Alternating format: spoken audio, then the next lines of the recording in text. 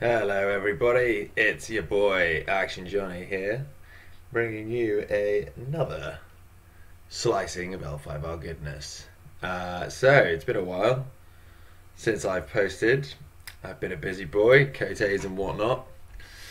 And yeah, I've changed factions for the time being. Sorry, crowd players. I'm out for the time being because just not having much luck with them. And instead, hello unicorn players. I really like your mechanics and I want to get involved. So I've been hanging around the unicorn chat the last few weeks. It's a really good crowd in there, good bunch, nice people. And I've just been fiddling around this unicorn lion deck, which is just going under the name BlitziCorn for the time being. I kind of chose Lion's Flesh just because it was the only thing I knew when I started playing Unicorn.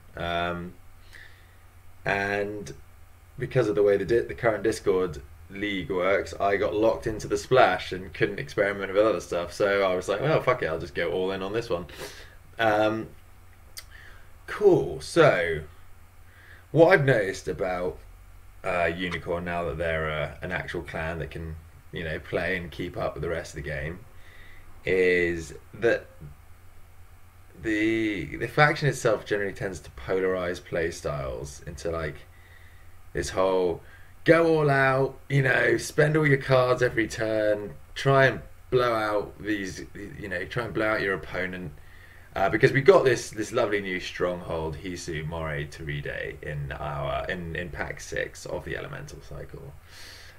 Which is very much like the lion one. It allows us to perform 3 conflicts a turn if we meet its triggering condition, which is super easy.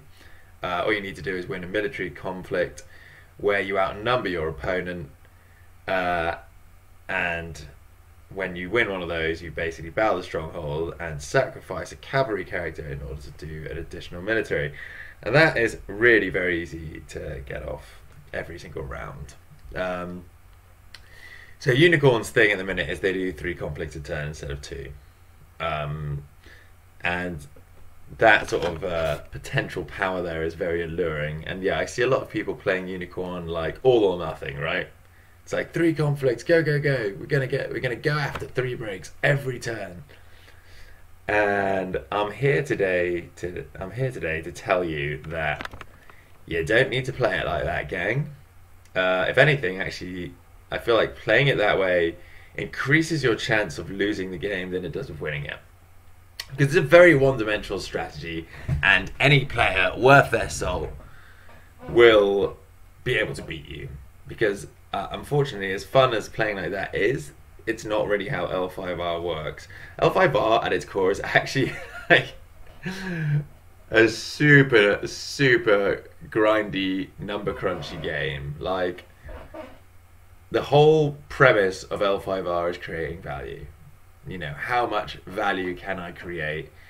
So over the course of the game, you end up going into the later turns with more resources than your opponent, allowing you to make plays to close out the game.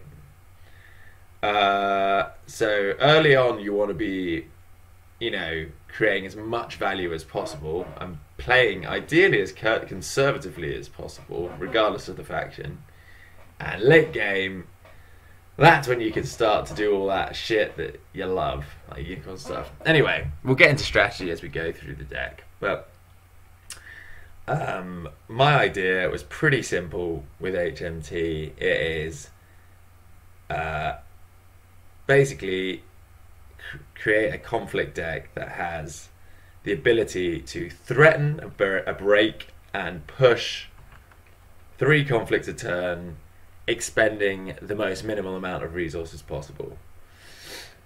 And to that end, I feel that it's feeling pretty good at the minute. So we will start off on the Dynasty side of things and just go over cost slots. And I'll inevitably end up talking about conflict deck as well, because you can't have one without the other. Okay, so stuff from the news cycle that's really, really good. So first of all, we've got our heroes. Shinjo Shono, who was basically made to be played with HMT. He's a really good statted 4-cost guy. He's got all the relevant keywords we want. He's got pride, so he honours himself when he wins or dishonours when he loses. But we'll be trying not to put him into losing conflict. And he has an action that when he's participating, he buffs all of your cavalry guys by 1/1. So the more cavalry you send into a conflict with Shinto Shono, the stronger that conflict is going to be. So he's great. We love him. The other rockstar, of course, is Shahai. So she's new to Unicorn as well. Shahai is like the essence of value, right? She has the best keyword, great stats, mainly that beefy foreign political, which we really want out of Unicorn because very military leaning clans. It's good to have some political clout in there. But it's her text that makes her really amazing. She basically reduces the cost of all Mei Shodo by 1 to play on her or a neutral character. And as you can see, we are running 7 Mishodo. Some decks will be running 8 or 9, so yeah. And as more Mishodo comes out, she's just going to get better and better. So Shahai is amazing. Ooh. And the other great cards we got this Dynasty cycle with the Master of the Swift Waves, aka the new Spyglass Carrier. Oh man, this character's just awesome. Again, good stats for the body, really cool action, super tricksy. You know, there's a lot of stuff you can do with this action. It's got a really high ceiling. You know, bail on conflicts you don't want to participate. You know that you're going to lose. Moving someone else in for the conflict, tricking your opponent. You know, just causing a real headache basically. So we love her. She's a Shigenja Cavalry as well, which are 2 excellent keywords. And I'm also running 3 of these guys because they are just the best value from charge that you can get. You're getting 6 military from charge, and the chances are they're going to win the conflict you're charging them into, so you're going to get your fate and your card back. So I love these guys. They're really, really good. I don't think I ever buy them unless I'm swimming in fate, and even then. But great charge target, exactly what we want. And then we have the Battle Maiden Recruit, who some people are very hot on, some people are very cold on. I just think you run her as a 3-of. She's amazing. At the very, very worst, she is a free character that you can poke with, that can be sacrificed to HMT, that can be buffed by Shono, all the fun cavalry stuff. She comes out for free with cavalry reserves as well. She's just incredible value. Like, I have had games where I just buy her, my opponent expects me to buy a second character, and then I pass. So if you play 2 and you have a Battle Maiden Recruit, you can just get her and pass. Chances are your opponent won't be expecting it.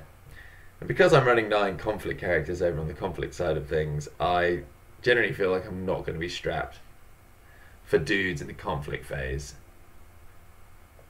So just the economic implications of her are great, and her utility. And if you manage to switch her on, which isn't very difficult because she has 2 very relevant rings that do switch her on. You know, Void and Water are some of the most hotly contested because even if Void isn't ideal, it's often one you don't want to get hit with yourself, and same with Water as well. They're rings that you seek to deny the opponent a lot, as well as trigger yourself. So she's great. And then they obviously just joined the slew of already existing good Unicorn characters. So Murder Youth is a decent 1-drop, don't need to get into him. Attack or Infantry is great in this style of deck. I think in the future I'm probably going to drop him to 2 because he's not, being a non-cavalry, he's not always relevant with the rest of the deck.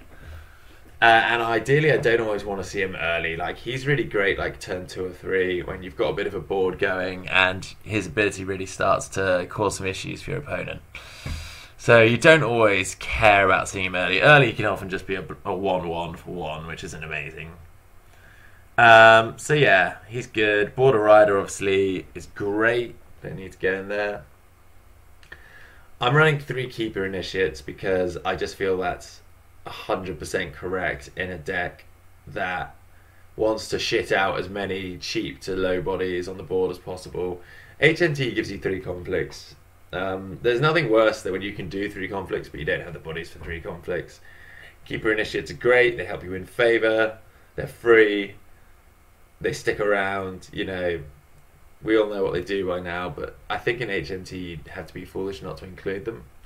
Also, there's a cool trick you can do. You can actually look under the tokens created from Force of the River. That's a totally legal thing to do. So if you're doing a firing conflict attacking and you use Force of the River, you can just check underneath them to see if any of them are a keeper. And that's the one you can then choose to sacrifice of HMT to trigger it. And then, of course, that keeper gets called instantly back into effect where that would get missed before if you didn't check underneath. So that's also cool.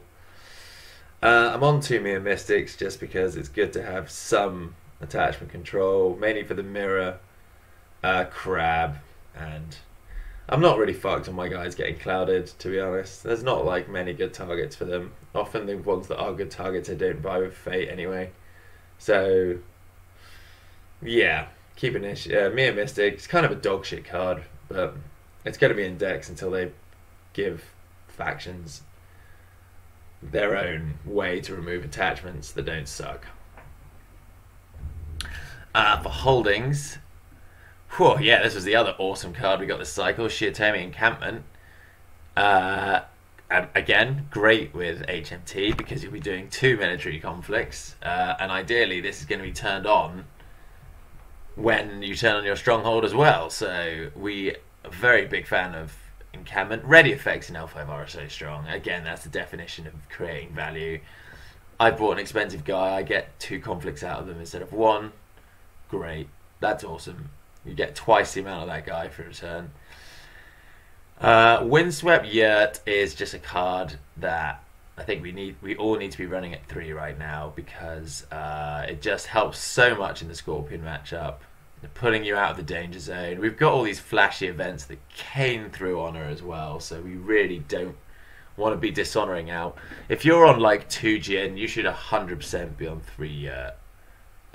You could probably get away with less if you weren't on 3 Jin, but I love 3 just because essentially cycles through your deck quicker and yeah, keeps you alive versus Scorpion. And you know, the off occasion where you want to get the Fate, that can be handy as well. Anyway, that's the Dynasty. Pretty simple, really. It's just put in the good cards and leave out the bad ones. It's the conflict side of things that really make this deck purr. So yeah, as I said, it was creating the most amount of value for the least amount of resources. And a lot of these cards are geared towards just that. So my deck is kind of split into three categories, you could say. I've got force pumps, which are things like Force the River, Invocation of Ash, Legion of One, Banzai. You know, I guess Unleash the Djinn is a force pump. Charge is kind of a force pump. Also gets you a character.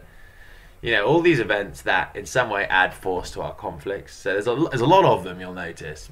And the reason for that is I want to be able to threaten a break with any character. You know, I don't care if that is a Battle Maiden recruit, a Goblin Sneak, or fucking a big guy, you know? I want that break to be threatened every single time by the most minimum amount I can spend. Next category, I guess, is conflict characters. You'll see I have 9. Super happy with 9 conflict characters. They fit right into the strategy of being very conservative with your dynasty buying. So I pass really aggressively with this deck. Almost like Scorpion levels of aggression.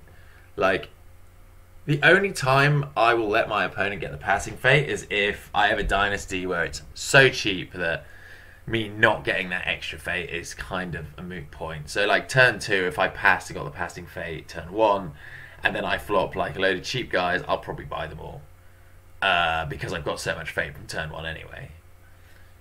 But if I don't have fate, or if I'm on like the minimal amount of fate, like the 7 you get for the turn, I will always be aim to be passing first, like super aggressively, as like especially so if I can get my opponent on 2 or 1 fate after they've bought something, because then you can play Goblin Sneaks, take their last fate, or put them down to a fate and have an extra guy, and that makes life very hard.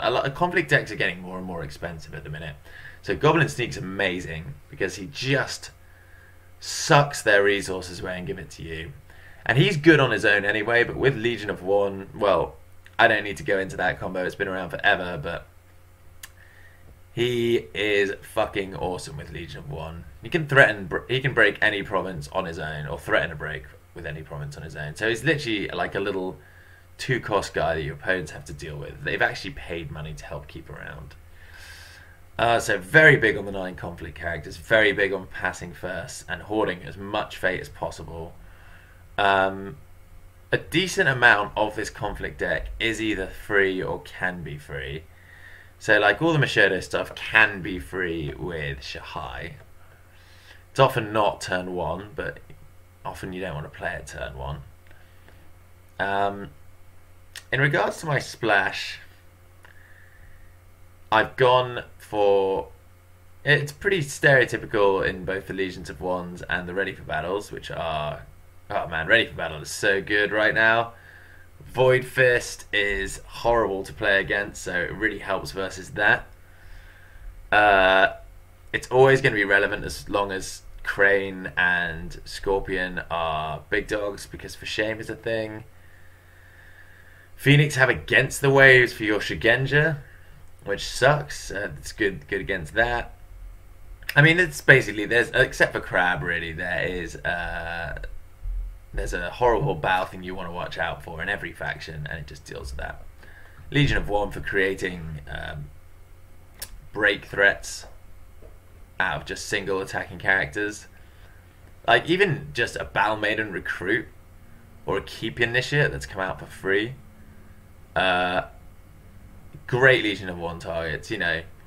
You just buy your Battle Maiden Recruit with 1 fate on it, go in alone. People are just not going to like defend a lot of the time. They're like, well, this is 0/0, it's attacking me. And you're like, ha, sucker! But yeah, these guys, I call them the paratroopers, they are just fucking awesome out of HMT. So, first of all, let's go over to our province row, because this is a really... Like, it's not Scorpion or Dragon levels of oppressive, but it's pretty oppressive. We've got Upholding Authority, which is a crucial province in some matchups. Like, anyone running cancels, this is great. So Scorpion and Crane, awesome.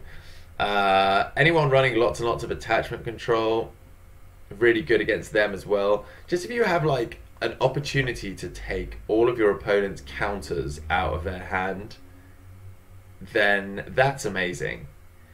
You know, because this deck is purely just shoving stuff down your opponent's throat and saying, deal with it. Deal with it. And this takes away their ways of dealing with it. So, it's great. Feast of Famine. It's, yeah, really, really strong province. It's even stronger with Talisman of the Sun. Yeah, you know, you can end games with this before it's begun, and to play around it, you've got to like basically just not buy guys of fate or buy guys of like 1 fate. Like, there are definitely ways to play around it. It's not like Restoration of Balance, which is just insanely fucking broken because there's nothing you can do. There's like basically a 25% chance versus Dragon that you will lose the game on declaring your first province, and once you get past that, you can have a game. Feast Famine isn't like that level of broken, but it still swings a game if you get a good hit. So yeah, very hard to play around there. It really creates attack into our row, quite a scary prospect. I've got Pilgrimage in there over Shameful Display, just because with Shameful Display, you've got to have a High Glory Defender. and I don't always have that. Pilgrimage you can leave undefended sometimes, and if you do need to defend it, you can just drop a conflict character in with a single stat bump, and that will normally be enough to stop it breaking. And finally, you have Border Fortress, which people are generally quite happy to attack into, and I'm super happy for them to attack into Border Fortress because I can just keep revealing provinces. Also, you've got a nice trick with triggering your own rally to the cause on a crucial conflict. You've got to wait to use that one though, don't be gung-ho with it. But anyway, as I was saying, our row is pretty oppressive now, and these guys slot really well into the deck, especially because of Feast and Famine. Feast and Famine, because you can actually bluff not having a guy to put the fate from your opponent's character onto with these, because they out-time Feast or Famine. So you buy a, let's say you bought a Battle Maiden Recruit with Fate and passed. They attack Feast or Famine. You don't play a guy out. They're like, okay, cool, I guess I'm just going to get this break. And then you trigger their reaction to put them into play before Feast or Famine breaks. Can't be assassinated, can't be dealt with. You're just going to scoop it up and put it on that guy. And I've definitely caught people out like that before. On top of that, they're basically a free Tattooed Wanderer. And obviously not playing as attachment. So in a deck where you want to be outnumbering your guys, you want to be creating as many conflict opportunities as possible, getting a free conflict character with good stats is really handy. You know, some people are like, why don't you play the Crone? Why don't you play the Reservist? I don't play the Crone in this deck because I'm running 19 events, and more often than not, she's going to be kind of awkward. Also, she's not really capable of winning conflicts on her own. She's like a control card, the Crone, and this isn't really a control deck. It has a few like utility cards in it, but yeah. And Reservist is good, but it's kind of like a worse Battle Maiden Recruit. Yeah, it's good in the fact that you can play it from hand, but if you want a Legion of Honor, she's 2 Fate. She isn't switched on until you've won a ring, so until you've won a ring, she's just a 1/1. So she's actually worse than this guy and costs more money in her base state.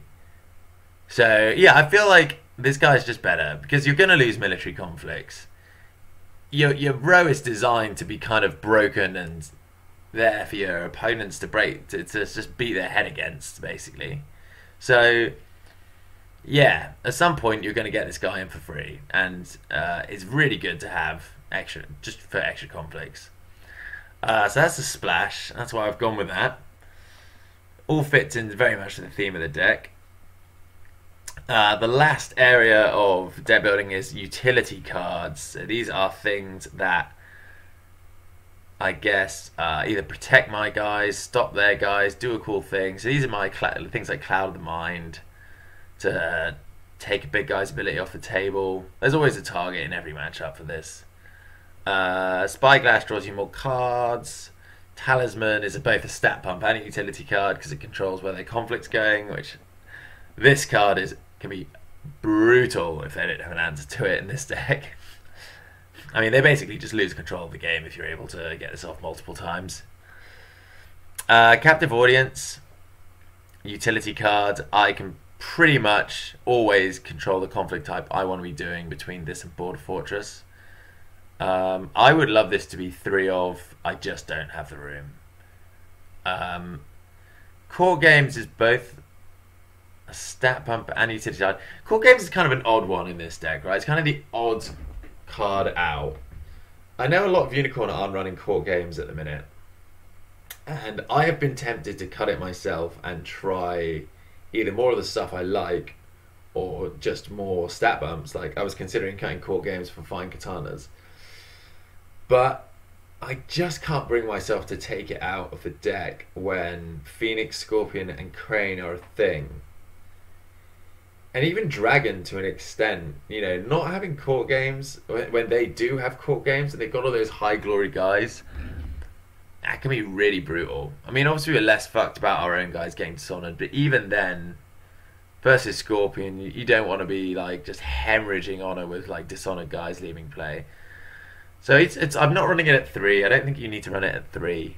but it's still in there. Maybe I'll cut it and give it a go. Unleash the Djinn is just a great conflict card, but it's also useless in the Scorpion matchup, really, because he'll probably die or it'll probably get cancelled. It's amazing versus Dragon, decent versus Crab, and not good versus Scorpion. Like, because it's a 1, I don't really see it every game, and I'll be honest, I haven't found myself missing it in the games where I don't draw it. Yeah, it's like a finisher card for me, you know, like finish him. Even like the artwork looks like that guy's about to finish something or other, doesn't it? Finish them. So, yeah, great card. Pretty much guarantees you'll win a conflict if it goes off. Don't be greedy with it. Always best to, like, if you've got like a Force of the River, play that first and use that so you really are 100% going to win the conflict and not have to like fail because you didn't do your maths correctly. And then obviously charge is my limited. Don't really need to get into that. So yeah, that's really it, guys. Super simple strategy. Like, hoard Fate, create value. You know, put as much pressure on them with as little as possible early game. So, you know, cheap guys getting pumped once to threaten breaks, to make them invest cards and their own conflict characters to stop it. Try and trigger your stronghold every single turn. You do not need to break every single turn. You don't. You can just do 3 conflicts and win 3 rings, and that's still really strong. That's an extra ring than your opponent has. Try and be restrained early game. Because we want to hoard our fate and our cards as much as possible for a big late game blowout. So you'll see this. I've recorded some games that I play with this deck, and you'll see what I mean by this. Like, I'll generally buy cheap and pass a lot, and accrue fate and cards and create value early game, so that by turn 3, I'll normally have a break by turn 2 or 3. I want to get myself into a position where I can basically play out my hand and my board in 1 turn and win the game. So I'll go from having 1 break to 4 breaks in a turn. But I will not begin the process of those 3 breaks until I know that I can get all 3 in a row. Because when you have when your opponent has 1 province broken, they are generally a little less on guard than when they have 2. And when they have 3, they're going to be playing a lot more defensively if they have any sense. So you can kind of trick opponents into overextending with this deck and then just demolish them in 3 straight conflicts. Similarly with us, we do not want our opponent on our strongholds too early. Like, I am totally cool giving up the first 2 province breaks, especially if they're nasty ones. But when it comes to the 3rd break, I don't want it to happen until I'm ready for it to happen. So the 3rd break may come as my opponent's 2nd conflict in a round, and that's fine if it means that they've put a lot of resources into that and overextended, meaning that I can get my breaks I need to win the game. That's okay. What I don't want is them getting a 3rd break and then them being able to instantly attack my stronghold and threaten breaking that as well. So yeah, a lot of it is just knowing when to break and when not to break, and knowing when to let your opponent break your stuff and when not to let them break your stuff. This you'll see in the games. I should also probably talk about some of the stuff I haven't included in this deck that I would like to, but as you can just see, space is so tight. So the Dynasty side of things, we're missing Shinjo Scout, Sneaky Shinjo, the Giver of Gifts, and the Eyed Trader. I'm actually just going to boot up the version of the deck where we can look at it in the builder. Yeah, so with Dynasty characters, like, a lot of unicorns are awful. I mean, look at all these awful characters. I mean, Warrior Poet's okay as a one-off, I guess. Most of these are just dog shit. Swift Magistrate's okay as a one-off, I guess. But what I found is that there's enough, like, you can get your dynasty like tight enough without including Flab or Fat in there, right? Giver of Gifts. I know some people love this guy. I just think he's more cute than good. You know, passing around attachments, cool. But really, like, how many turns is this game going for? Like, how much use are you getting out of that? Is it helping you win conflicts? Is it helping you break provinces? I'd be inclined to say no. That and the fact with his, like, stats are all backwards. He's got no, like, cavalry trait. It's awkward cost slot for us because we've got Nerg UI and Master of the Swiftways at 3, which are both just infinitely better, more synergistic cards. Yeah, like, there's just a lot of bad stuff that either wasn't synergistic or is just actively not a good card. So Scouts I had in for a while. I took them out for the Mystics. Like, you can run Scouts. Scouts are pretty good.